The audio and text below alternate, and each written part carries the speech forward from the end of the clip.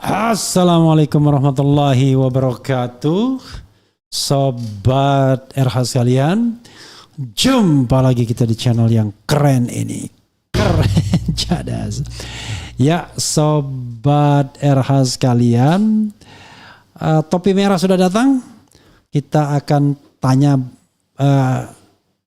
Adinda ini ya, bagaimana kok dia bisa menyimpulkan bahwa Rismond melakukan editing, tapi karena dia baru datang dia ke kamar kecil dulu. Tapi kita sudah mulai ya, rupanya teman-teman sudah tidak sabar ya. Topi merah tambahlah live dengan topi merah atau ini dengan topi merah gitu-gitu ya, biar pemirsa tahu bahwa topi merah hadir di sini ya. Jadi sobat dari sekalian, ada sudah beberapa komentar ya. Izin Bang, nanya untuk sumber apa yang digunakan dan apakah sumber tersebut kredibel? Ya kredibel lah ya. Kita tanya nanti. Rismond anak kemarin sore, ya itu statement saya. Apakah kesimpulan yang diambil sebanding dengan kekuatan bukti yang tersedia? Oke. Kemudian sabar, topi merah lagi makan bakso dulu. Maaf, saya nggak percaya sama Rismond, apapun yang dia lakukan menurut saya gegabah dan integritasnya hilang. Kemudian apa metode yang dipakai Bang topi merah untuk sampai pada kesimpulannya, dan apakah metode itu dapat dipertanggungjawabkan? This is the questions. Ya silakan topi merah datang. Plok plok plok plok. Mohon maaf Pak, ini. Oke, santai ya. Terlambat karena Oke, ini santai. Silakan tampilkan apapun yang ingin ditampilkan ya. Kemudian Oke ya, ini topi merah sudah datang ya. Jadi kita pengen real life gitu ya, real life ya. Dan saya ngambil charger dulu ya Pak. Oh boleh. What kind of charger you have? You need. Oh, oke. Karena topi merah maka kita perbolehkan dia back and forth gitu ya. Katanya seorang peneliti harus jujur, tapi sekarang seseorang peneliti menggunakan ilmunya untuk menciptakan penipuan. Apa bisa nggak Bang si topi merah ungkap video Rismond yang menuduh Pak JK? Oke. Kemudian Bang Refli di Baliga Academy dia jelek-jelekin Bang Refli, biarin aja. Atau ketika berhadapan dia nggak mampu juga dia berdebat ya. Teruslah berjuang Bang, kalian mewakili kami ya. Itu pun dia tidak berani membuka kolom komentar ya. Tapi I'll show you that sorry, I see that you are now lebih gede badannya ya. Iya. Naik. Makmur itu Pak. Makmur ya. Sebenarnya gara-gara ini sih Pak. Gara-gara bajunya aja yang kecil. Oke.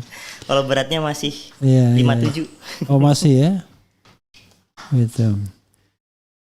Hidup Bang Refli, 9% Indonesia dukung Bang Refli, hanya Termul yang nggak dukung. Bang Refli setelah Rismond membantah penelitiannya sendiri, apakah masih kredibel? Ya, tidak kredibel sesungguhnya. Tetapi kan yang dicari adalah memang saksi yang ingin menjebloskan Roy Suryo dan Dr. Tifa kan. Topi merah bongkar semua kebohongan Rismond peneliti abal-abal. Dilindungi topi merah Bung, kita ikut khawatir ya kan. Watermark yang dikerjakan oleh AI biasa, AI sedikit error ya kan. Oke.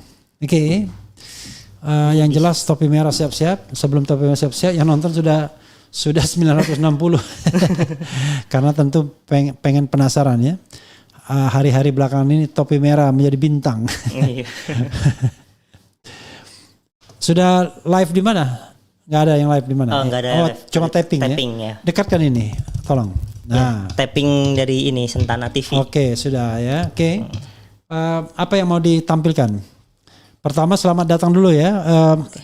Saya tahu nama aslinya tapi saya bilang topi merah aja. Tapi sebenarnya saya udah nge-share nama asli saya kok Pak. Oh gitu ya? Tipis-tipis tapi. Tipis-tipis? Iya. Ingin dideklarasi atau nggak usah Pak. Nggak usah ya? Besok ketika saya udah rilis buku baru saya tampilin. Oke. Oh mau bikin buku? Iya tapi novel aja sih. Novel gitu. Tentang hacking. Oke. Ya. Kenapa tidak tentang cerita Jokowi ini kan? Di situ ada di dalamnya kayak menyinggung tentang kelakuan pejabat, termasuk salah satunya Presiden Konoha ke-7 Naruto. Oh, Naruto ya. Presiden Konoha ya, Naruto ya. Oke. Tentu ada beberapa pertanyaan ya. Saya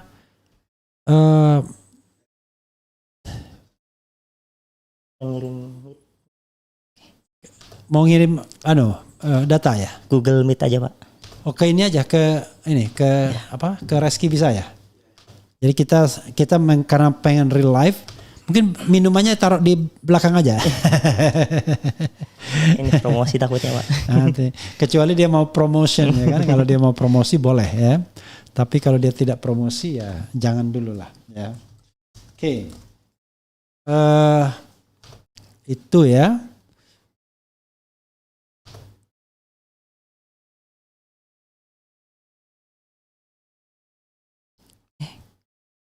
Sebentar saya nyiapin ininya dulu, Pak. Iya.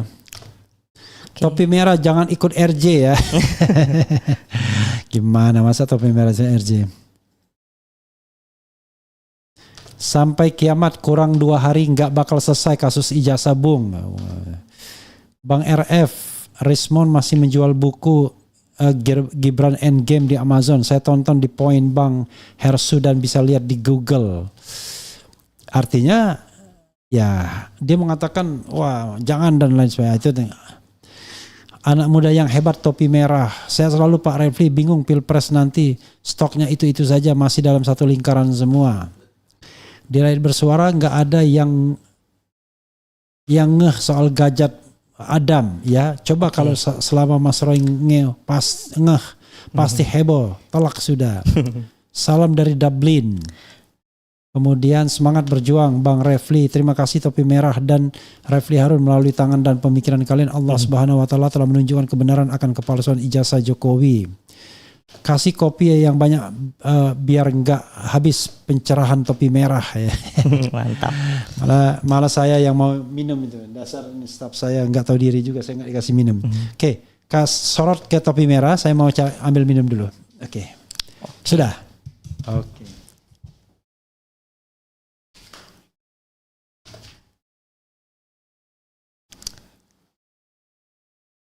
Halo guys.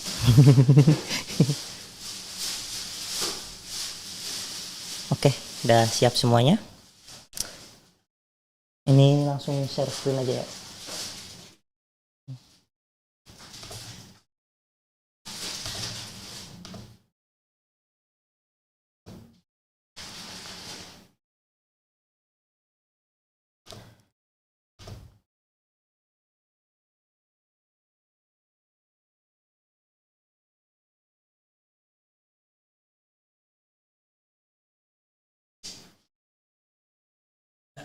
I'm back.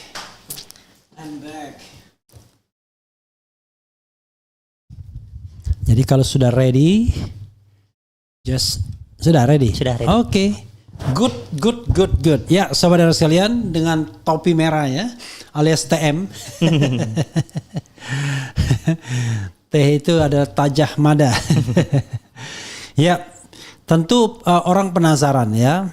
Kok Anda bisa mengatakan bahwa diduga, terserah kata-kata Anda, diduga bahwa dokumen Dian Sandi itu sudah diedit oleh Rismon ketika dia menampilkannya di Rakyat Bersuara kemarin.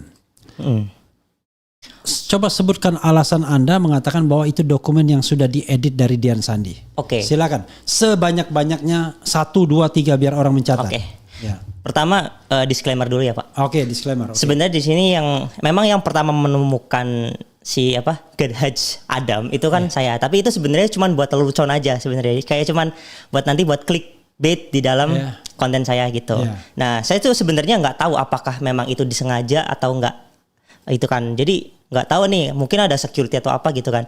Tapi yang paling penting adalah di dalam sebuah citra. Nah, ada satu objek dan objek itu memiliki garis tepi. Garis tepi. Sorry, saya klarifikasi. Gadhaj Adam itu ada atau enggak? Ada. Tapi saya nggak tahu apakah itu hasil AI atau hasil memang itu aslinya kayak gitu. Saya di situ benar-benar nggak ngeluarin statement apa-apa. Yang saya pengen tekanin adalah. Oke, sorry, maaf. Itu ada ya? Itu ada. Ada ya. aja. Tapi Ada. apakah kemudian AI-nya keliru? Apakah UGM-nya keliru? Anda tidak mengeluarkan statement apa-apa? Nggak mengeluarkan statement itu. Yang penting ada itu. Yang penting itu ada dan Oke, itu sudah. lucu menurut saya. Oh, iya, Jadi iya, oke. saya tampilkan di video saya gitu. Iya. Nah, sementara itu fokus utamanya adalah algoritma yang dipresentasikan oleh Pak Rismon, yang Pak Iya. Rismon bilangnya itu ini bisa dicoba semua orang kayak Iya. gitu. Nah, karena alasan itu maka saya nyobalah algoritma itu. Oke. Saya benar-benar menyamakan algoritmanya dengan apa yang ditampilkan oleh Pak Rismon. Oke. Nah, ternyata boleh di-share. Gak usah bilang Pak, respon aja. Ya. Karena ini kayak jurnalistik biasanya egaliter dia. Sebenarnya saya lebih ini sih Pak, kayak respect aja. Kan dulu pernah bareng, tapi karena Oke, iya. oke. Nggak, gitu. oke. It's up to you. Nggak apa-apa. Oke. Ini sudah ditampilkan. Oke. Sabar ya saudara sekalian, karena pengen ditampilkan ya kita tampilkan kan, karena ini live soalnya, bukan tapi nanti versi yang tidak live-nya kita akan tampilkan biar lebih baik lagi. Oke, silakan. Oke. Di sini sudah lihat ini Pak. Di sini Pak Sudah. Rismon nge-share tentang algoritma matematiknya dan implementasinya di dalam coding. Tapi di sini jujur ada yang kurang Pak, yaitu function divergence yang di sini self divergence dan self Poisson solve ya di situ. Nah, Poisson solve itu nggak ditampilkan oleh Pak Rismon, padahal itu adalah rumus intinya kayak gitu. Jadi ini kayak cuman pemanggilan fungsi apa di dalam divergence dan Poisson solve ini. Oke. Karena ini untuk orang awam ya, saya berusaha memotong Anda. Jangan marah ya saudara sekalian. Rumus intinya justru tidak ditampilkan tadi kan? Ya, functionnya. Function intinya. Bukan intinya sih, lebih sebagian function yang penting. Oh, Ya. sebagian function yang penting tidak ditampilkan oleh Ya. Rismon. Ya. Pertanyaannya, menurut pengetahuan Anda, mengapa? Saya sebenarnya lebih ke nggak peduli, memang mungkin keterbatasan gambar ya. Nah, tapi kan ada perhitungan matematis di sini. Nah, saya juga bisa mengimplementasikan itu dari untuk pemanggilan fungsi ini. Seperti itu. Jadi apa namanya? Dan di sini itu secara orang awamnya ya, Pak. Ya. Ini kan ada dua pembagian gitu kan. Pokoknya ada yang dibagi-bagi. Nah, itu kita mengimajinasikannya tuh gini.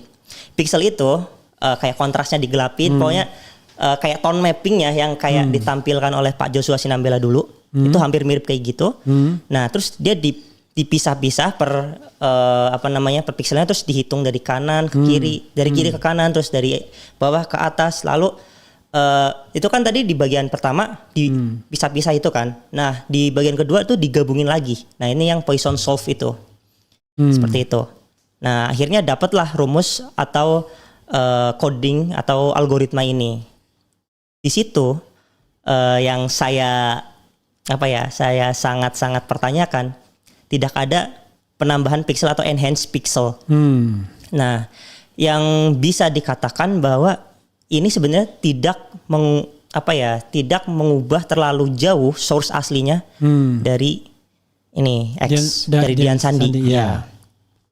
Nah, pertanyaannya, mengapa bisa muncul Watermark. huruf garis tepi yang sangat jelas kayak gitu. Itu kan seperti sulap gitu ya, Pak. Sementara kita harus logika gitu. Iya. Di dalam matematika itu harus akuntabilitasnya kelihatan. Yeah. Preservation of equality gitu. Yeah. Persamaan dari sebuah sama dengan ketika prosesnya itu bahannya itu nggak sama dengan output, itu berarti kan ada something's wrong gitu di situ. Oke, iya. Nah, maka saya mencoba untuk mengimplementasikan dengan ini coding saya sendiri kayak gitu. Oke. Jadi ini benar-benar dari Pak Rismon semua. Ini bisa dilihat gradient domain ya katanya.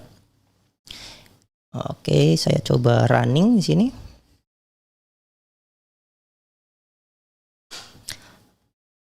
Load image.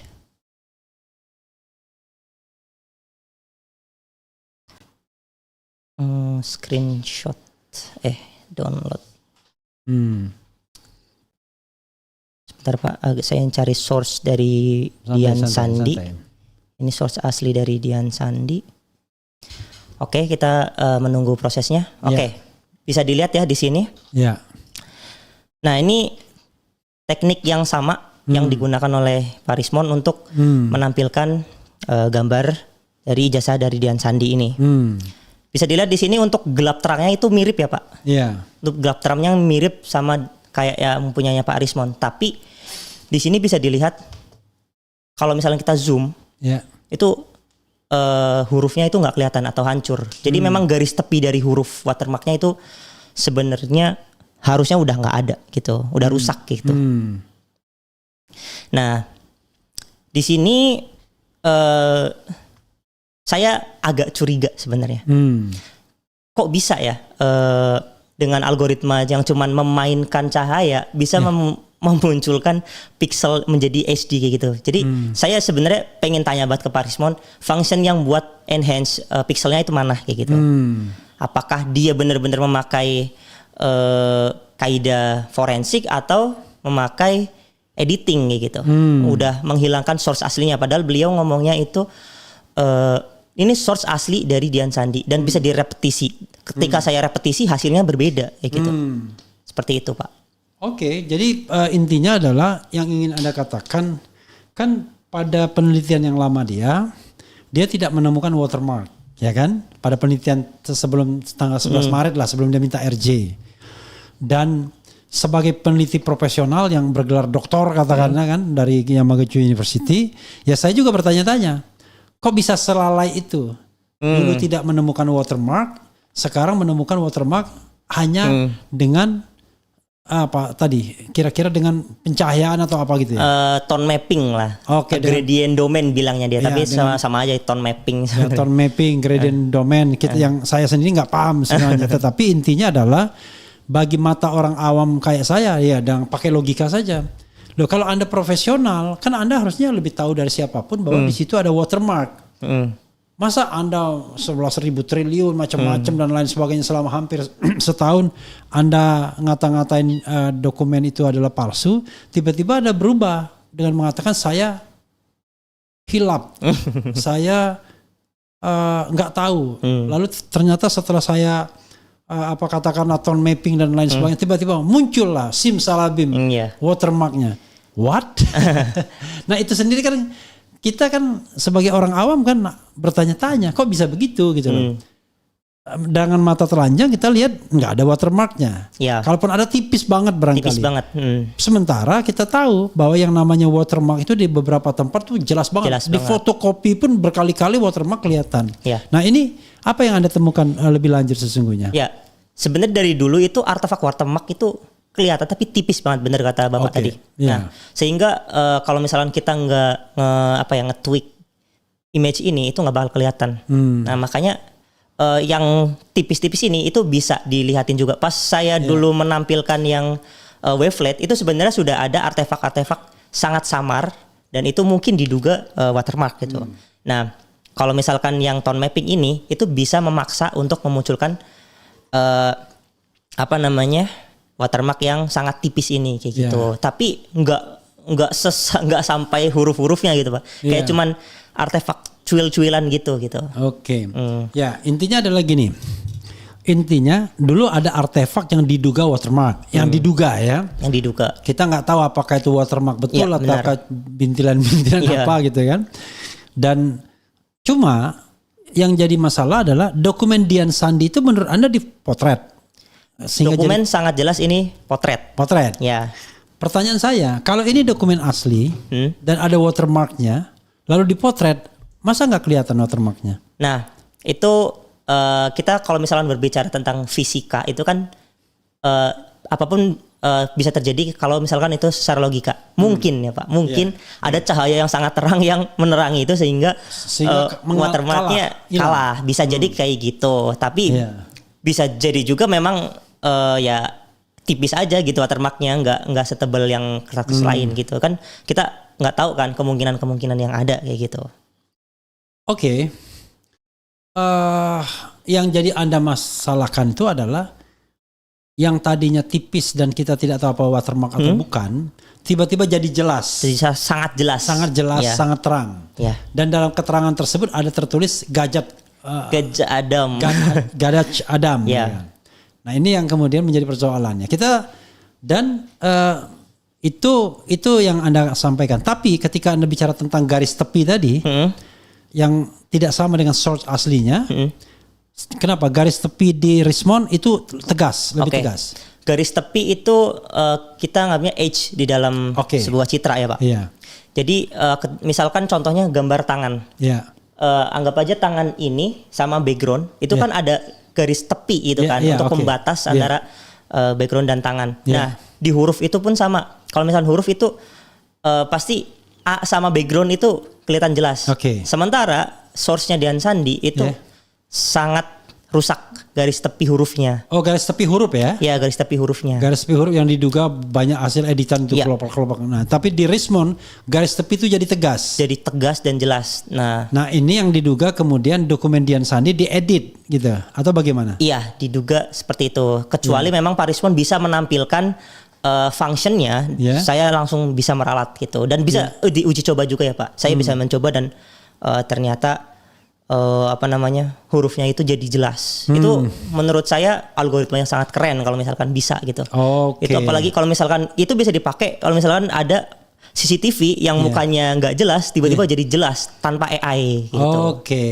Bahaya juga kalau misalkan kita pakai AI. Kalau misalkan kayak kasusnya Andri Yunus kemarin kan beredar foto AI yang foto CCTV-nya di enhance sama AI. Nah itu beda orang jadinya. Jadi berbahaya kalau misalkan kita nggak tahu penempatan itu. Nah menurut Anda ketika dia mengenhance so-called watermark itu yang bintik-bintik itu menggunakan apa? AI juga? Kalau saya lihat lebih ke Photoshop sih Pak. Photoshop. Tapi intinya Anda mengatakan dia melakukan editing lah gitu ya untuk menampilkan citra itu. Diduga itu melakukan editing. Kecuali memang sebenarnya begini. Kan saya ingin mengatakan bahwa ini kan ilmu pengetahuan ya. Tolong kita bicara tentang ilmu pengetahuan. Bisa jadi topi merah benar, bisa jadi Richmond yang benar kan itu. Tapi yang paling penting adalah adu data dan adu argumentasi yang benar gitu. Dan selain itu juga motivasi sesungguhnya kan. Kita lihat misalnya Richmond sudah melakukan ini berkali-kali sebelumnya. Dan dia tidak menemukan watermark yang ceto welo-welo gitu. Tiba-tiba sekarang menemukan watermark yang jelas tegas. Apalagi emboss. Apalagi emboss gitu. How come yang dulu kita nggak pernah lihat emboss tiba-tiba ada emboss yang tegas dan jelas. Nah itu persoalannya kan ada perbedaan dokumen yang sangat signifikan. Nah maksud saya gini. Kan kadang-kadang kita sama orang-orang yang merasa paling tahu, ya kan? Kan kalau Richmond kan begitu kan? Belajar nggak dengan image processing? Begini, ini sekolah ada kelasnya nggak macam-macam? Ya kita nggak penting kelas, tapi kita bicara tentang kejujuran dan logika. Kalau sudah tidak jujur dan tidak logis, ya mau canggih apapun Anda menjelaskan, orang nggak akan percaya kan begitu. Nah sekarang, kira-kira yang telak dari kesalahan Richmond itu apa? Memunculkan hurufnya. Huruf watermark itu? Ya, itu sangat telak. Itu sangat telak? Ya, karena source aslinya nggak kayak gitu. Source aslinya nggak kayak gitu? Ya. Gimana caranya dia tiba-tiba memunculkan dari yang tidak ada menjadi ada gitu maksudnya ya kan? Benar. Itu sebenarnya dari mata telanjang aja kalau misalkan kita lihat ya Pak yang di iNews itu. Salah satu kan Pak Richmond itu nampilin source asli sama source yang ininya muncul, hurufnya muncul gitu kan. Ternyata pas kalau dicek secara baik-baik, itu sebelum diproses ke program udah ada ininya, udah ada hurufnya dan ada watermarknya, kayak gitu. Maksudnya? Jadi ini nggak apa-apa ya, karena Pak Richmond itu udah nge-share ke Rakyat Bersuara dan saya mendapatkan ini dan itu sudah menjadi konsumsi publik. Jadi saya menampilkan di sini. Sebentar ya. Di mana ya ini?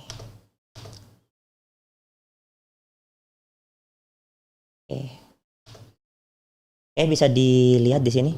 Nah, sebelum diproses program aja, Ini udah kelihatan Pak. Emboss dan watermarknya udah jelas banget ini. Oke.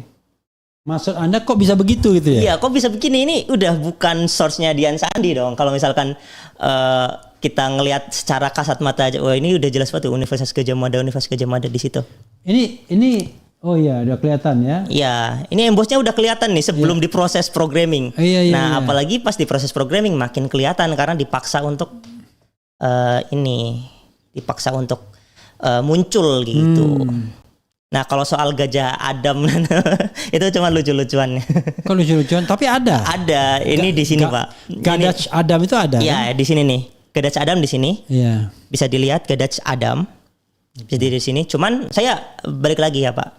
Iya. Ini bukan poin utama saya. Yang poin utama saya adalah kenapa hurufnya bisa muncul. Iya. Kayak gitu. Mungkin kalau yang Gadach Adam bisa dijelaskan oleh yang lain gitu.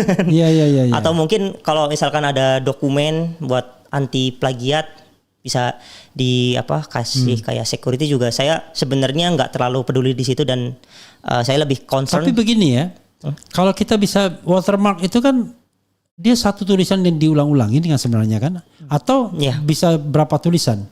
Nah kalau itu bukan ranah saya Pak untuk menjelaskan itu. Karena soalnya Gadach Adam ini cuma satu aja yang Anda temukan. Sejauh ini baru satu. Ya. Kan harusnya kalau misalnya kita katakan, saya juga nggak paham. Kita mau membentuk watermark dengan satu Gajah Mada. Mungkin tulisan Gajah Mada direplikasi banyak, satu baris, lalu di baris ke bawah terus begitu. Kan mestinya tidak ada yang jadi Gadach Adam jadinya kan? Harusnya kayak gitu, Pak. Oke, jadi sobat era sekalian, untuk Gadach Adam itu memang ada, tapi topi merah bukan itu yang ingin dijelaskannya lebih lanjut. Itu dalam tanda kutip dia katanya untuk lucu-lucuan, tapi jangan salah, lucu-lucuan itu ada barangnya, bukan nggak ada. Ya. Ini di sini. Gitu ada di situ ya.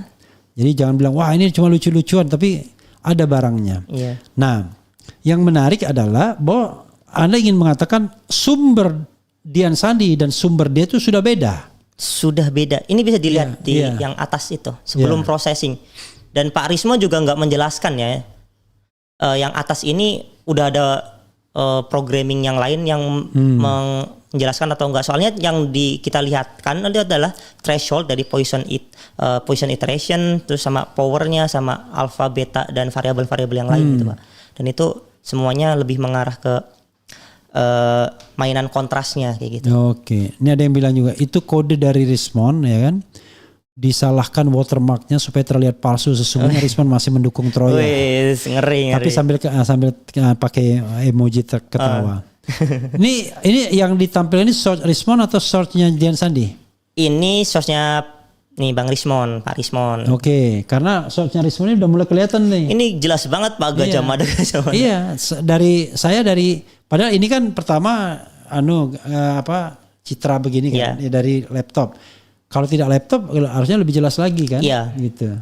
Dan punya Dian Sandi itu nggak kelihatan. Nggak kelihatan punya Dian. Ya, secara mata telanjang. Ya karena misalnya Mas Roy yang melakukan penelitian misalnya kan masa bisa lolos juga melihat watermark itu. Sementara kita dengan mata telanjang melihat source-nya Rismon kelihatan tuh. Iya. Ada ini. Nah, yang begini-begini ya itulah mungkin dibilang image processing macam-macam begitu mungkin ya.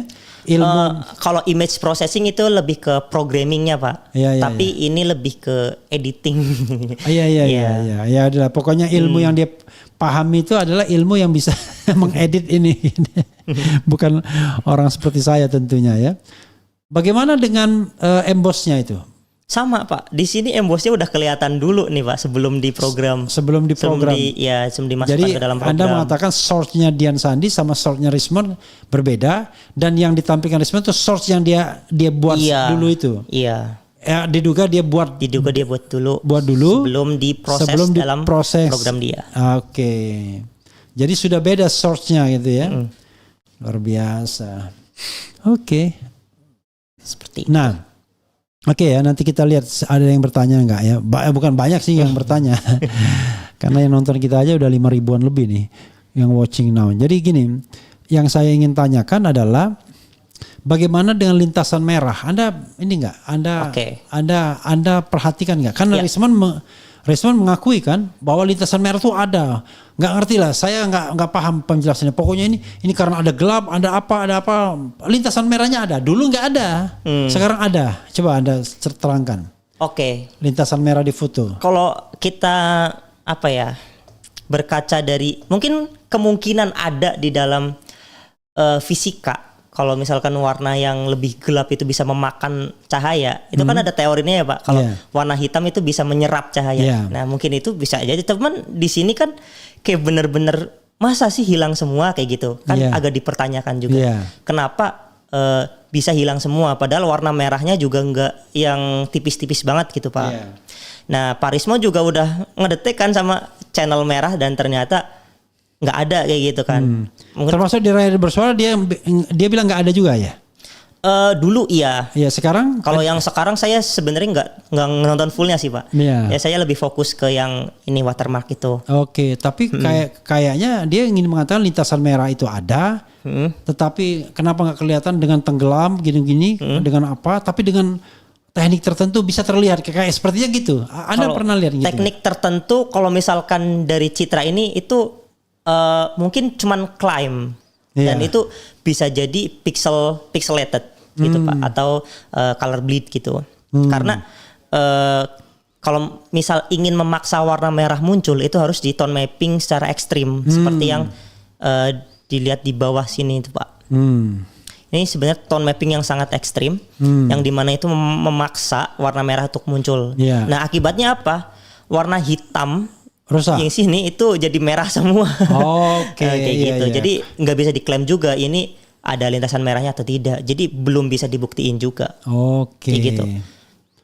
Iya, karena dia memaksa kan barang itu muncul gitu. Iya, itu di rambutnya aja jadi merah banget. Iya. Di jasnya juga merah semua. Ini data yang sudah dianukan Rismon ya? Iya, udah dipresentasikan Pak Rismon. Oke, jadi begitu ya. Nah, berikutnya lagi bagaimana dengan foto? Rismon tidak menjawab bahwa apakah itu foto Jokowi atau enggak, kecuali si Andi Azwan kan. Andi Azwan bilang wah ini green.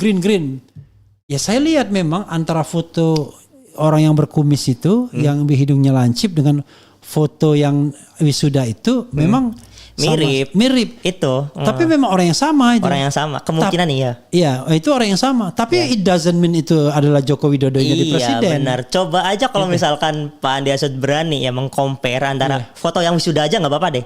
Foto yang wisuda dengan foto Pak Jokowi yang sekarang. Ya, at least yang dulu masih sehat gitu. Itu saya coba di 4 model data face comparisons dan training data pakai YOLO. Itu paling tinggi kemungkinan adalah 58%. Paling tinggi kemiripannya. Iya. Sementara Dr. Tifa dengan menggunakan matematika Bayesian, entahlah itu matematika kedokteran dia kan, itu tidak mirip. 93,27% tidak mirip. Ketidakmiripannya. Iya. Karena kalau kita lihat kasat mata kan memang ada sama-sama gambar masa muda, ada Joko Widodo lah, Joko Widodo yang rambutnya gondrong, pakai kacamata, hidungnya lancip, dengan Joko Widodo yang tidak pakai kacamata, rambutnya pendek, kepalanya agak nong-nong kan gitu kan, ya kan? Kan seperti Jokowi sekarang. Nah, itu beda banget tuh. Sama-sama usianya kurang lebih sama. Gitu. Makanya dari yang itu muncul di ijazah itu Jokowi yang tadi yang kumisan, yang hidungnya lancip, yang kacamata, yang rambutnya gondrong. Iya, benar. Tapi Jokowi yang seperti sekarang tuh ada juga. Kalau kita lihat fotonya. Nah, itulah Pak. Kalau misalkan Pak Rismon itu saya yakin dia masih percaya dengan coding. Saya yakin karena dia nggak bisa ngebantah itu karena memang hasilnya itu sangat telak gitu. Bahwa itu 58% di dalam face comparison itu sangat tidak mirip Pak. Yang mendekati mirip itu 60 persenan. Nah di bawah 60 itu sudah dianggapnya beda orang kayak gitu. Di dalam CCTV yang pixelnya jelek juga seperti itu. Threshold ambang batas paling rendah itu 60%. Seperti itu. Sekarang pertanyaannya adalah foto yang di Dian Sandi kan cukup jelas dan terang. Anda kesulitan nggak untuk melakukan face recognition, face comparison dengan foto itu?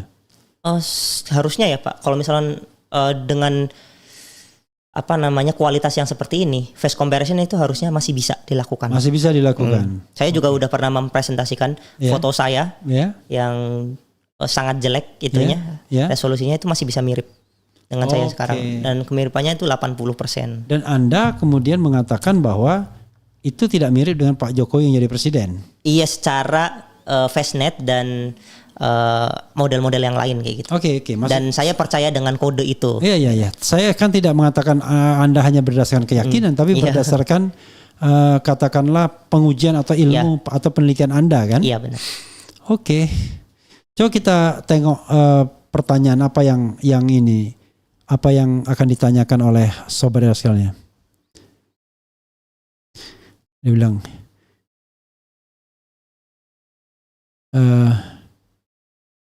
apakah rupanya malam-malam ini malam tadi nggak pernah muncul termul itu, sekarang muncul semua.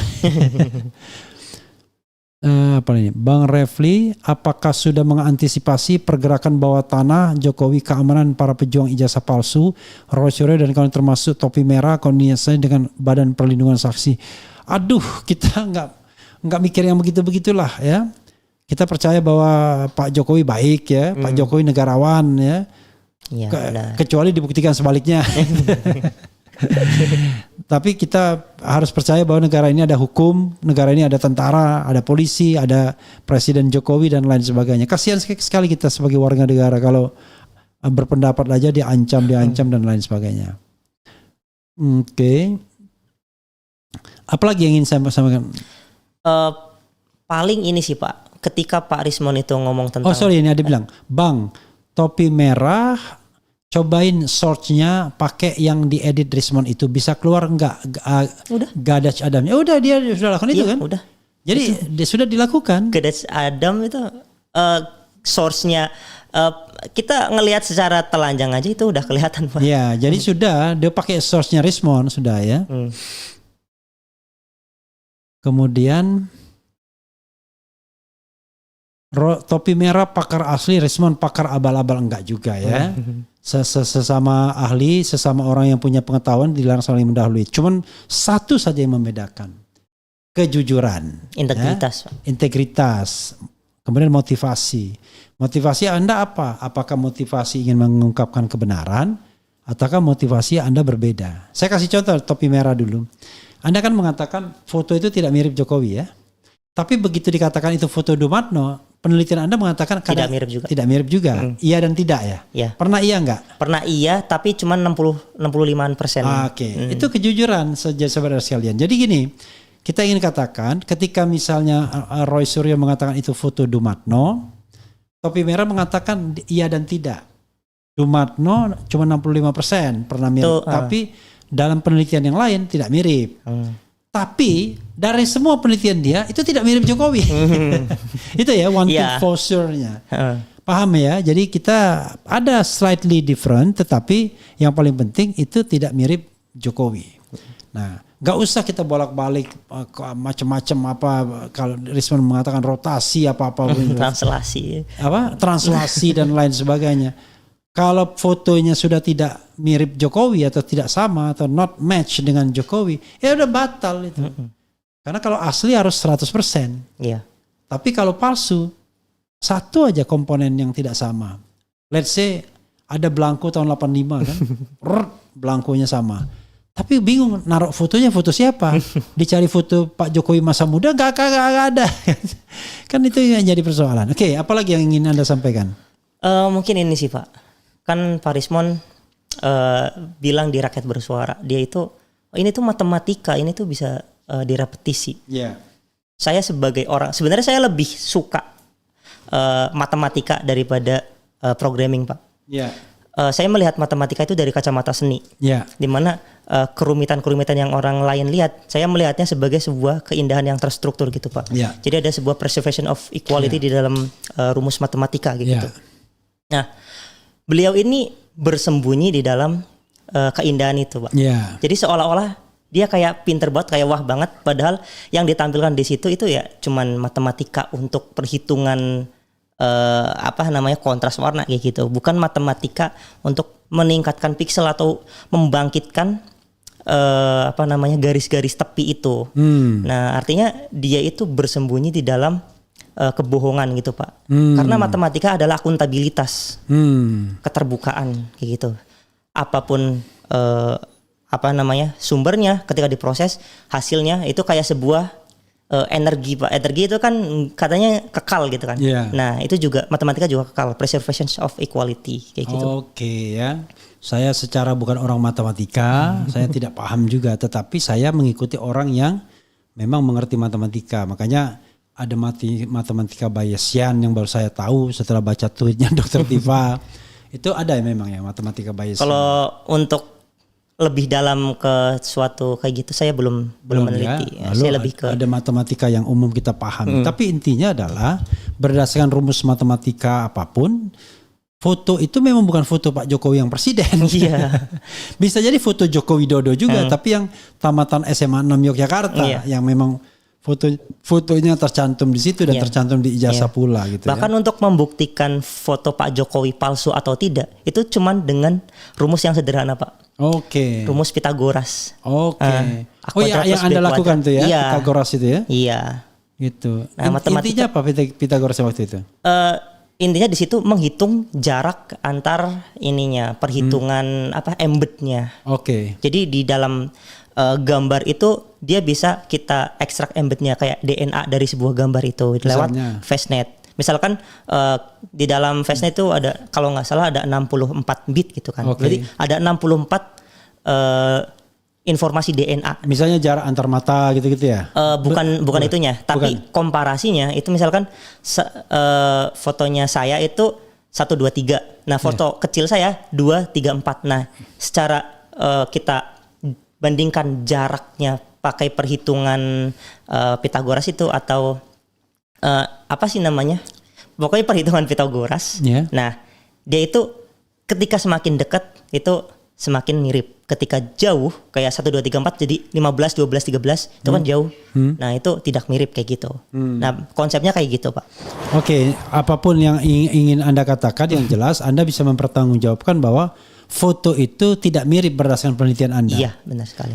Jadi foto Jokowi yang jadi presiden sama Jokowi yang ada di ijazah, wisuda itu juga itu nggak mirip gitu ya. Iya. Oke. Apa ada lagi yang mau ingin Anda katakan? Sudah itu saja, Pak. Itu cukup ya. Cukup. Jadi sobat sekalian, coba kita baca-baca lagi nih yang animo yang nonton juga masih banyak gitu ya. Jadi mungkin penasaran ya dengan topi merah.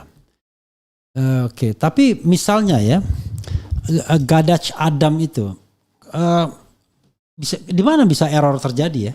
Saya juga kurang paham. Itu kayaknya lebih ke orang yang paham tentang percetakan kayak gitu ya mungkin ya lebih bisa menjawab itu. Nah, kalau saya itu mungkin bisa jadi itu AI, bisa jadi itu bukan AI, memang ada kayak gitu. Jadi saya lebih ke 50-50 di situ. Oke, ada bilang Bang RH kuliahin topi merah. Sayang ilmunya biar kedepannya bisa jadi pakar digital forensik atau ahli telematika. Kelihatan Tommy ya topi merah ya, Tome mestinya. Ini cara penyampaiannya sederhana, benar dan mudah dipahami statementnya. Oke, nggak seperti yang sana ya. Wah, dia pakai. Jadi gini, kalau pakai teori komunikasi paling sederhana, kalau Anda berkomunikasi defensif dulu, there must be something wrong gitu kan? Biasanya kalau defensif dulu. Kan respon kan belum apa-apa udah defensif dulu. Ini kalau mau ilmiah tuh yang begini pakai gini. What? Kenapa harus defensif dulu? Kan tinggal jelaskan saja dengan sincere, dengan cara jujur. Ini saya akan menjelaskan yang begini kan begitu. Tapi ini defensif dulu, mengatakan semua orang tidak paham kecuali dia yang paham.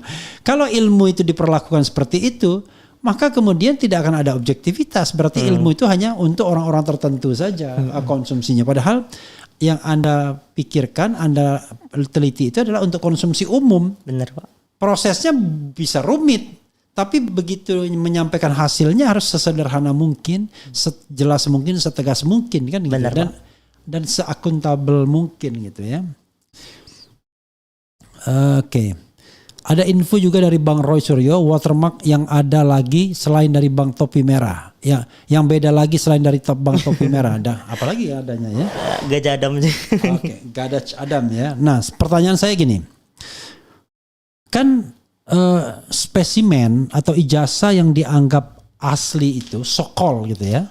Katanya itu adalah yang diperlihatkan di Polda Metro Jaya pada waktu gelar perkara khusus tanggal 15 Desember 2025. Anda tahu informasi itu kan pasti? Iya. Tapi nggak pernah lihat. Saya nggak pernah lihat. Kan yang lihat Pak Refli. Iya, itu susahnya. Tapi saya pakai logika. Oke? Kalau dokumen itu asli, menurut Anda dokumen Rismond itu harusnya asli juga kan? Kalau itu asli, punya Pak Rismond asli. Punya Pak Dian Sandi itu asli. Harus asli kan? Iya. Ya kan harus. Harus asli. Punyanya Rismond harus asli juga. Harus asli juga. Yang Polda Metro harus asli juga. Jadi yang gak ada cemada itu ya harus ada juga di situ. Iya benar Pak. Itu kalau misalkan nggak ada, waduh. Gimana? Jadi udah pusing nih kalau misalnya ya asumsinya bahwa ini diedit, udah mulai pusing nih. Aduh, ada lagi nih. Gitu. Maka yang ujung-ujungnya nanti akan muncul orang mengatakan, wah dia sudah nuduh, kita laporkan polisi. Ini Anda ini mau cari kebenaran atau mau melindungi kejahatannya kan? Itu jadi persoalan. Jadi kalau memang benar dan negarawan, ya tunjukkan saja gitu ya. Oke. Apa lagi ya? Tapi begini, Anda kan seorang peneliti ya. Dan saya walaupun dan Anda lebih jujur lah dari yang lain gitu ya. Bahwa Anda mengatakan Anda tidak tamat S1-nya kan? Malah berhenti Anda. DO ya? DO Pak. Malah DO. Jadi saya bangga DO Pak. Saudara sekalian, beliau ini DO dan terus terang kalau dia DO. Tapi dia DO-nya itu bukan karena dia bodoh. Karena dia terlalu pintar, selalu berbeda pendapat sama dosennya. Ya sudah, akhirnya mata pelajaran apa dia malah main yang lain gitu ya, yang aneh. Iya. Jadi saya main Mobile Legends Pak di dalam kelas. Karena dia merasa bosan dengan dosennya, karena dia sudah lebih advance ya dengan dosennya. Mungkin dosennya sudah advance, tapi karena kewajiban untuk mengajarkan step by step ilmu pengetahuan, ya mau nggak mau dia harus ajarkan. Kayak saya kan, lama-lama karena saya bosannya ngajar, ya akhirnya saya lebih baik ngajar di YouTube. Kalau ngajar di YouTube saya langsung bisa link and match dengan ilmu pengetahuan yang kita pelajari. Tapi kalau ngajar di kelas, kita harus satu-satu ya, apa itu negara, kalau tata negara kan, apa beda hukum tata negara, hukum administrasi. Ya itu membosankan bagi kita karena ngulang-ngulang melulu. Karena itu ya kita kemudian memilih jalur bebas, jalur YouTube ini kan. Nah, pertanyaannya adalah, Anda bisa nggak menilai ya, kalau Anda seorang researcher, peneliti gitu ya, sikap yang dilakukan oleh Rismond itu menurut Anda masuk akal nggak ya? Dia bikin, katakanlah kita bicara tentang ijazah palsu ya, dia bikin tulisan dengan banggakan 480 halaman di Jokowi White Paper ya kan, kemudian bikin statement 11.000 triliun palsu dan lain sebagainya. Kan berarti keyakinan yang sangat overwhelm gitu ya, keyakinan yang berlebih-lebihan. Tapi tiba-tiba dia mengatakan dia salah. Lalu dari yang tadinya palsu jadi asli. Anda kira-kira apa pendapat Anda menyaksikan fenomena seperti itu? Terlepas suka atau tidak suka dan sikap Rismond, kita keluarkan. Tapi let's say dibalik pun misalnya, katakanlah dari sana yang bilang asli jadi tidak asli. Kita juga bertanya-tanya ini motivasinya apa ya? Silakan. Oke, untuk menurut saya sih sejauh pengamatan saya memang ada pressure, Pak. Terutama yang ijazah Yamaguchi itu, Pak. Iya. Kalau kita bisa ngelihat ekspresi dan mimik wajah, kan saya juga agak belajar psikologi dikit ya Pak, ngebaca-baca. Iya. Nah, secara psikologis Pak Rismond itu gelisah ketika Pak Roy itu menerangkan bahwa kayak dosennya beda, terus kertasnya beda. Nah, Pak Rismond itu kayak gelisah kayak gitu. Nah, itu menurut saya itu semakin menunjukkan kalau misalkan memang pressure-nya ya ada di situ. Makanya bagaimanapun caranya Pak Rismond ini mencari sebuah escape plan yang dimana itu pragmatisnya dia adalah membela Pak Jokowi kayak gitu Pak, untuk ya at least dengan terbebas mengorbankan gitu. reputasinya kan? Iya, dengan mengorbankan reputasinya. Kan kabarnya nggak cuma Pak Rismonnya, keluarganya juga kena. Makanya mungkin karena itu dia bisa 180 derajat berbeda kayak gitu, Pak. Oke.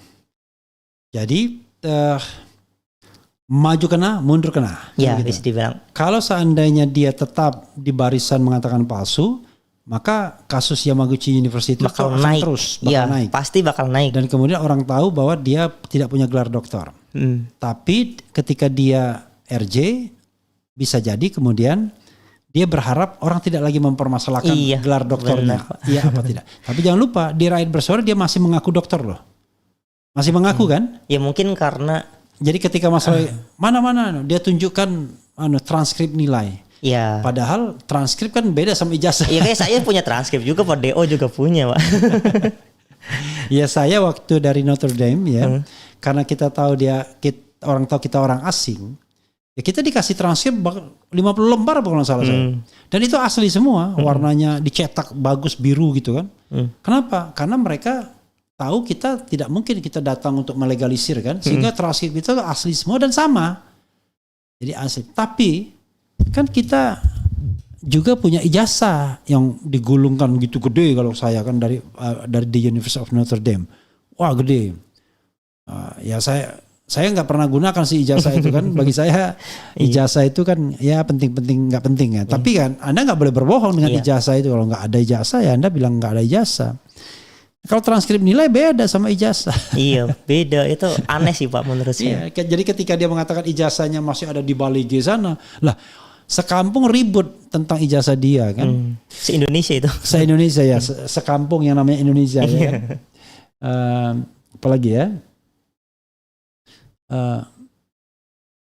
Bang, coba buat perbandingan dengan watermark ijazah 85 Fakultas Sultan UGM lainnya untuk ketahui Gadach Adam tersebut. Ya, kalau kita punya. Ya itu nantilah ada orang yang bisa buktiin itu ada apa enggaknya. Saya sebenarnya enggak concern di situ. Ya, tapi penting juga nanti tolong ya yang punya ijazah satu angkatan dengan Jokowi itu tolong dikasih. Tapi biasanya belangku ijazah itu saya nggak tahu ya, apakah setiap wisuda itu selalu berbeda belangkunya? Apakah nggak dipersiapkan selama 1 tahun misalnya kan? Oke lah kalau berbeda. Itu spesimennya berbeda gitu. Rasanya kan kok ini sekali ya, aneh sekali gitu.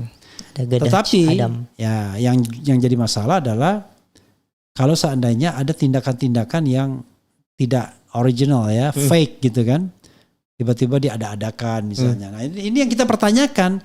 We are questioning ya kan about that. Jadi kita tuh mempertanyakan bukan kemudian menuduh.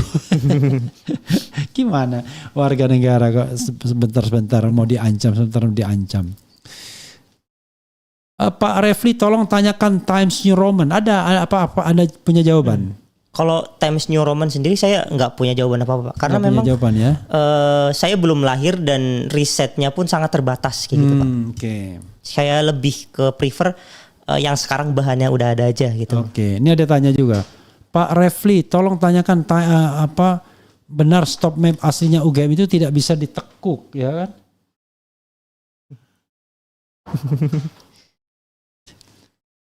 Surprise, ya. My friend is coming without any invitation from me. Oke. Jadi Times, jadi gini ada yang tanya, Bang, saya mau nanya, apa benar stop map aslinya UGM itu tidak bisa ditekuk? Itu kan alumni UGM yang bisa menjawab Pak. Saya. Oh ya, oke. Saya nggak bisa mengatakan iya dan tidak. Kalau punya saya, memang tidak bisa ditekuk karena tebal dan jadi hitam, lalu kemudian transparan, plastik di depannya, ceklok kan gitu. Kenapa transparan bisa biar waktu dibagi bisa dilihat tuh punya siapa kan, dan memang nggak bisa ditekuk gitu. Namanya keras kan hitamnya. Itu punya saya. Tapi kan saya tidak bisa mengklaim tahun 85 begitu juga. Tapi biasanya ada patternnya, ya kan? Ya, rasanya waktu Dokter Tifa bawa ke sini ya gitu juga anunya kurang lebih. Tapi mapnya. Ya mapnya. Cuma barangkali ya ada variasinya ya. Ya. Misalnya yang transparan di depannya bisa ada bisa enggak, misalnya dua-duanya hitam semua, tapi diprotes orang. Kalau gitu kita nggak bisa lihat gimana aslinya. Nah itu, tapi no big deal lah ya. Sebenarnya kalau kita mau jujur aja gitu ya. Kita juga tidak berpretensi harus palsu. Tapi ya kalau memang tidak asli ya jangan dikatakan asli ya. Tuh. Roy Suryokah itu yang datang bukan? Pak Refli tahun 84 emang Apple Macintosh udah sampai Yogyakarta ya? I don't know exactly. Karena kata Rismond salah saya, bukan Times New Roman tapi Time Roman katanya. Yang itu tahun 84 katanya. Tapi Anda nggak ngikuti ya? Nggak lebih Yeah. nggak peduli sih Pak. Iya. Bang Refli, topi merah apa ada prajurit Remul yang intimidasi topi merah? Anda pernah diintimidasi nggak? Intimidasi di komentar doang sih Pak, kayak ya nge-hate kayak gitulah biasa Pak. Ya. Untuk kalau misalkan aduh, kan emang kerjaan buzzer kayak gitu ya. Oh iya iya. Nggak, Ya. artinya memang secara jelas nggak ada ya Nggak orang ada. mengintimidasi Anda secara fisik gitu, Ya. mengintimidasi. Tapi paling tidak paling komen-komen di bawah ya. Komen-komen. Dan itu nggak tahu itu manusia atau bot. Ya, makanya saya kadang-kadang nggak peduli juga yang gitu-gitu. Bagaimana kita memperdulikan setiap orang komen? Menurut saya ya resikonya di publik ya begitulah ya kan. Oke. Apa lagi ya? Jadi Times New Roman, Bang. Apa lagi ya? Coba cek ijazah UGM Bang RH, apakah watermarknya ada yang typo? Nanti saya cek ya. Saya sudah lama nggak melihat ijazah saya kan. Kemudian iya, tentang Times Roman itu nggak ada istilah resminya. Adanya Times New Roman ya, yang jadi keren cadas. Apalagi ya?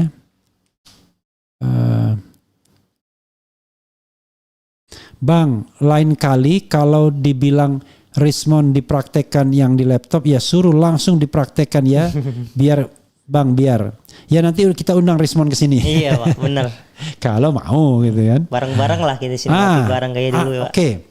Nanti Anda akan ditanya, Anda berani nggak kalau dipertemukan dengan Rismond? Kalau misalkan Pak Rismond mau menampilkan fungsinya dan saya salah, saya ngaku salah Pak. Oke, itu bentuk kejujurannya ya. Jadi intinya adalah sama-sama dia tampilkan function dia, tampilkan Dian Sandi punya dokumen, dia punya dokumen, pokoknya ada kejujuran, gitu ya. Saya nggak apa-apa dibully sama Termul juga. Iya, iya, oke.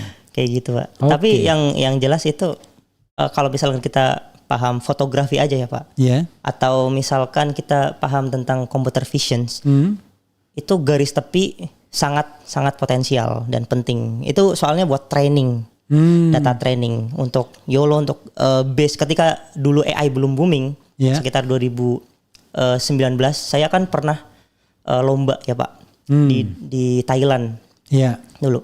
Nah saya itu men-training data sekitar 100.000 data untuk menghasilkan gambar yang bisa menentukan bahwa itu adalah pornografi gitu. Dan itu ngebaca garis tepi. Ketika pixelnya jelek, ya nggak bisa Pak.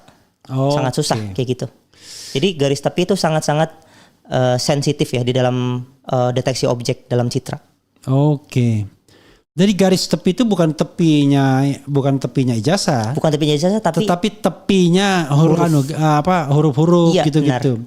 Di mana itu menjadi tegas di Rismond punya. Sementara tepi-tepi yang di ini tidak tegas. Nah inilah yang kemungkinan dia mengenhance sesuatu mungkin ya. Nah itu perlu dipertanyakan prosesnya bagaimana. Gitu. Karena sejauh pengetahuan saya ya, mungkin memang saya sekarang udah bukan fokus di dalam computer vision dalam kerjaan gitu. Tapi dari dulu untuk mengenhance kayak gitu, kebanyakan pakai masking, Photoshop atau AI kayak gitu. Atau mungkin bisa tapi dikit banget Pak. Nah itu pakai pembanyakan pixel kayak gitu lah. Gimana sih bahasa teknisnya agak lupa saya. Ya, intinya adalah sesuatu yang hampir tidak nampak, tipis banget, ketika di enhance sedemikian rupa dan mau ditampakkan kayak watermark itu, maka bisa jadi sebenarnya kalau dipaksakan merusak yang lain sebenarnya kan? Iya, jadinya ngeblocking. Iya. Dia. Ada istilah blocking di dalam satu pixel. Nah, kalau misalnya itu diedit ya, apa memang ada programnya untuk mengedit itu sehingga masking, Mbak. Bisa di masking. Tempelin kayak overlaying gitulah. Pokoknya tanya Rismon dulu lah. Tanya Pak Rismon mana functionnya, tolong di share di GitHub. Ketika saya coba dan saya salah, saya langsung mengaku. Gitu. Oke, mana functionnya ya? Ya, ketika. Tapi tolong saya bilang sama Anda bahwa yang di rakyat bersuara tuh ada pegang tuh source yang ditampilkan Rismon. Pasti saya soalnya pegang. nanti dia tampilkan source yang lain lagi kan? Nah itu. Jadi yang Anda yakini di rakyat bersuara itu source Dian Sandi sama source-nya Rismon itu beda. Iya. Dalam source-nya Rismon bahkan ketika belum dia apa-apain dengan programnya dia, itu sudah terlihat watermark dan embossnya. Pakai mata telanjang, Pak. Enggak usah program apa-apa. Dia kayak gini udah kelihatan. Kalau pakai mata telanjang bisa dilihat dari dulu, kenapa dia bilang nggak ada? Iya makanya. Oke. Anomalinya di situ. Ya, oke. Jadi begitu ya, saudara sekalian ya. Kita tidak berusaha menghakimi orang, tetapi kita berusaha bagaimana menelisik sebuah pemaparan yang selalu berlindung di balik seolah-olah ilmiah, ya kan? Sama Termul juga menyatakan berlindung di balik seolah-olah ilmiah untuk mengatakan diuji aja. Tampilkan ijazah 15 Desember yang katanya asli, ya sama-sama uji. Topi Merah uji, Dr. Tifa uji, kemudian siapa Andi Azwan uji yang katanya ahli juga dia itu kan. Joshua Sinambela uji, Rismon juga uji, sama-sama. Digelar secara terbuka, pakai apalah, lalu dia bekerja dengan ininya sendiri. Nanti hari ini kita uji fotonya dulu, kan begitu. Nah lalu ternyata ada match, ada not match. Suruh Andi Azwan presentasi. Iya, benar Pak. Makanya dari dulu challenge saya kayak gitu. Kan yang namanya threshold ya Pak, atau ambang batas. Ini kita kalau misalnya di Citra itu kan sangat kerat kaitannya sama threshold. Entah itu ELA, entah itu wavelet. Nah itu banyak yang pakai threshold. Threshold ini kayak subjektivitas dari seorang developer Pak. Nah kenapa subjektif itu bisa jadi objektif? Nanti ketika kita bisa menyimpulkan bareng-bareng dan itu harus ada orang yang memverifikasinya. Artinya ada banyak sampel yang diuji dengan threshold itu dan itu dinyatakan ya ini yang benar. Maka subjektivitas threshold itu jadi objektif karena bisa dipasang oleh sampel yang banyak kayak gitu. Ya, jadi N-nya banyak. Ya, N-nya banyak kayak gitu. Semakin banyak ibaratnya pengulangannya semakin terverifikasi. Nah, uniknya pengulangan itu, iterasi itu dipakai variabel sama Pak Rismon di coding ini Pak. Semakin banyak pengulangannya, maka semakin bagus gambarnya kayak gitu Pak. Nah ini dipakai loh di sini di codingnya Pak Rismon. Jadi harusnya dia terbuka untuk source dia dan untuk diulang-ulang. Makanya keindahan matematika di sini itu dihancurkan oleh pragmatisme Pak Rismon sendiri kayak gitu Pak. Yang ibaratnya kesimpulan mendahului penelitian. Benar gitu. Ya itu aja kalau kita mau jujur ya, tampilkan ijazah 15 Desember 2025 yang sudah diakui sebagai ijazah asli, so-called asli oleh Pak Jokowi dan itu disita Polda Metro Jaya. Tampilkan, suruh semua pakar telematika dan digital forensik ya kan in order gimana caranya. Nah ini yuk kita lakukan penelitian sama-sama. Hari ini kita teliti misal foto ya kan. Tapi ada cara yang lebih cepat Pak. Apa? Tampilin aja ijazah aslinya Pak. Apa? Tampilin aja ijazah analog aslinya. Udah selesai semua masalah Pak. Oh iya itu ada di Polda Metro Jaya itu yang dia klaim. Tapi masalahnya begitu dia dipresentasikan ya masalah juga karena orang nggak percaya. Iya benar. Ketika tidak percaya maka kemudian perlu diuji kan. Maksudnya yang digital itu yang diuji. Kecuali kalau ketika ditampilkan dan semua percaya berarti no dispute. Ya kan? Tapi kalau misalnya banyak yang tidak percaya masih ada dispute sehingga perlu diuji. Ada pengujian yang berulang independen gitu. Iya. Bahkan tidak independen pun tidak apa-apa. Semuanya untuk menguji kredibilitas yang bersangkutan kan.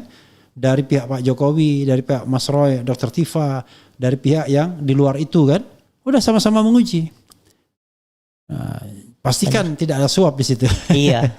Nah itulah yang jadi masalah. Ya silakan Anda melakukan closing statement ya. Closing statement itu bisa saja disclaimer kembali karena kita tidak cari pembenaran, yang kita cari itu kebenaran. Nah kebenaran itu mutlak milik Allah tentunya. Tapi ilmu pengetahuan yang kita pelajari ada tanggung jawabnya tentunya. Silakan.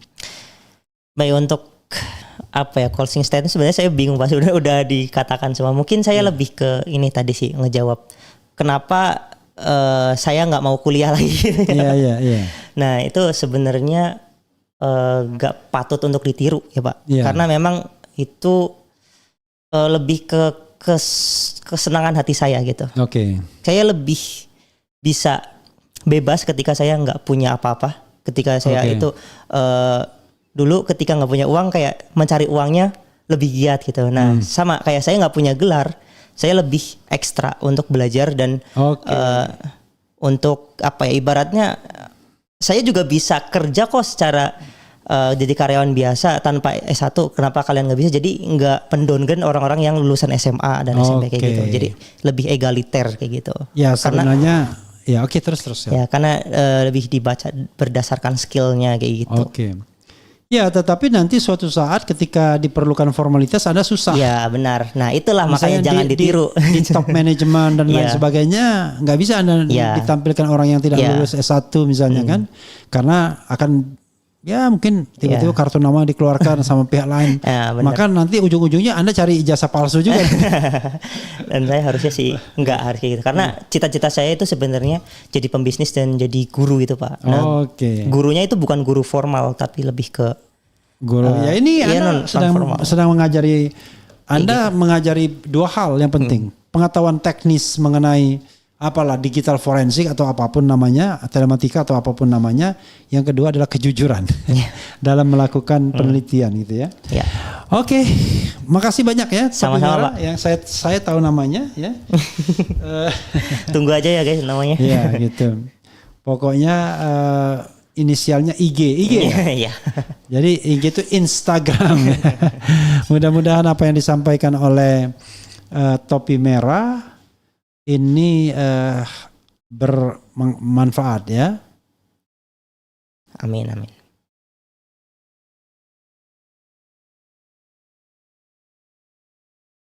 Apa ini ada lagi nih.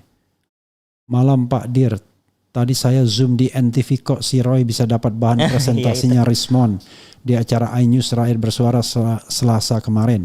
Itu kan data buku baru, nanti Roy bisa di-share kemana-mana, ribut lagi. iNews bikin kacau, ini bisa bahan si Roy lagi berkoar-koar di iNews. Mungkin saya jelasin itu ya Pak. Oke. Ini saya bacakan dulu ya. Ini ada forwardan baru dari Mas Roy ya. Malam Pak Dir, tadi saya zoom di NTV Nusantara TV. Kok si Roy bisa dapat bahan presentasinya Rismon di acara iNews Rakyat Bersuara Selasa kemarin. Itu kan data buku baru, nanti Roy bisa di-share kemana-mana, ribut lagi. iNews bikin kacau, ini bisa bahan si Roy lagi berkiar-koar di iNews berikutnya jadi jualan Aiman. Barusan Rismon mau marah sama Aiman. Saya sabar-sabar ini aja, demikian sisi Rismon HS. Pak Dir itu maksudnya apa? Ada dibilangnya nih, Katro ini si lawyernya Omon, presentasi yang sudah dipublish melalui media nasional apalagi TV mainstream adalah public domain, bisa di capture dari mana saja dan sama sekali bukan pelanggaran Undang-Undang PDP nomor 27 tahun 2024. Mereka panik karena ketahuan pembohongan publik, ada typo yang seharusnya Universitas Gadjah Mada jadi Universitas Gadaj Adam. Dan ini bukan hanya saya yang ungkap, pertama kali ada juga Topi Merah melalui analisisnya yang sangat cerdas. Hahaha. Oke, silakan. Oke. Yang pertama di menit 49 Pak. Ya. Live kemarin itu Pak Rismon bilang kalau misalkan itu adalah ilmiah bisa direpetisi dan diuji oleh orang lain. Nah, di situ saya saya uji dan itu kan kodenya juga bisa dibaca kan di layar yang gede itu kan. Kalau misalkan yang dipermasalahkan adalah source aslinya, berarti kan dia harusnya nggak usah ngepresentasiin itu di Iya. aduh di ini di rakyat bersuara kayak gitu. Orang dia di menit 49 saya dengan dengan kesadaran yang sangat jelas dia bilang kayak gitu kok. Oke. Masa di challenge balik nggak boleh kayak gitu. Ya itulah. Jadi kalau mau menutupi sesuatu itu ya beginilah. Kalau kebenaran itu seperti topi merah. Dia mengatakan kalau memang ini ya sudah. Oh ini. Jadi WA dari lawyernya dan lawyernya itu saya tahu lah orangnya. Yang kemarin mau salah mesra. Oke. Mudah-mudahan bermanfaat ya. Dan kebenaran itu harus ditunjukkan, bukan disembunyikan ya. Dan tidak semua peneliti itu benar, tetapi yang paling penting adalah jujur. Ya, jujur. Topi merah. Integritas nomor 1. Nah, topi merah bicara integritas nomor 1. Jadi kalau dia salah, dia akan mengaku salah, minta maaf. Tapi kalau dia benar, dia akan pertahankan kebenarannya tuh sampai kapanpun kan? Ya, harusnya begitu. Ya, terima kasih ya topi merah sudah datang dan terus terang saya mengorbankan teman saya yang ulang tahun malam ini. Saya bilang saya tunggu terus karena itu ya udahlah. Teman ulang tahun kan nanti besok kita bisa datangi lagi. Tapi malam ini saya terima kasih dengan topi merah. Besok malah lebih enak tuh malam Sabtu ya. Wassalamualaikum warahmatullahi wabarakatuh. Keren cadas. Dia